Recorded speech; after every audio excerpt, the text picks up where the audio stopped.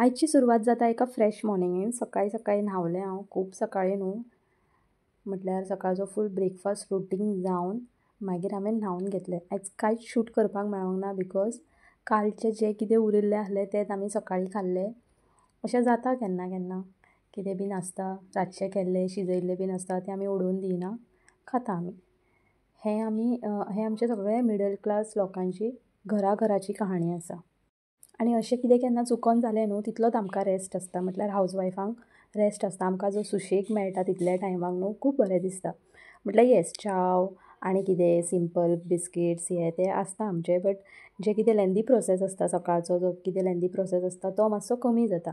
आयदनां ही मात केन्नाच कोणाक सुटना आमकां. आनी ती बीन हांवें सगळी ओटो बीन किचनाचो क्लीन करून घेतलें आनी आयज बरें टायम घेवन हांव माथ्या वयल्यान न्हावलें. आनी आयज बाल्कनीन बसून मातशें बरें फ्रेशन अप जालें. सद्दांच गडबड जाता बिकॉज सगळें रुटीन जातकूच बेगीन बेगीन न्हांवप पुजा गिजा करप हें तें झाडप पुसप बट आयज मातशी खूब कामां म्हाका कमी आसली म्हणून आयज बसून बरें हांवें फ्रेशन अप केलें.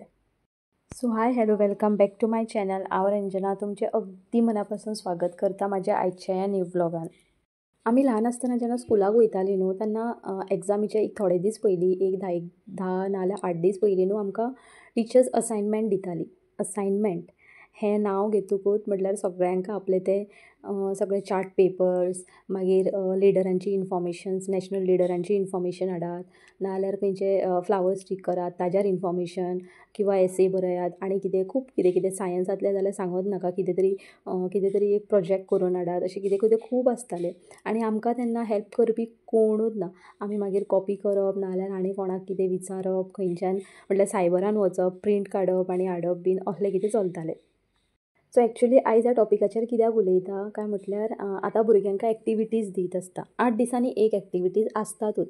खंयचें कितें लायक साजाव आसूं तेजे एक्टिविटी आनी कितें कालो दही कालो येयलो ताजी एक्टिविटी मागीर कितें तें गोकुळ अष्टमी येयली ताजी एक्टिविटी.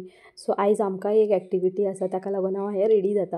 म्हटल्यार म्हाका अशें हावस नासलें काशीण साडी एंड ऑल न्हेसोन म्हटल्यार तुमकां विडियो शूट करून दाखोवपाक बट येस एक्टिविटी आसली ताका लागून हांव मातशें स्पेशल रेडी जाल्लें.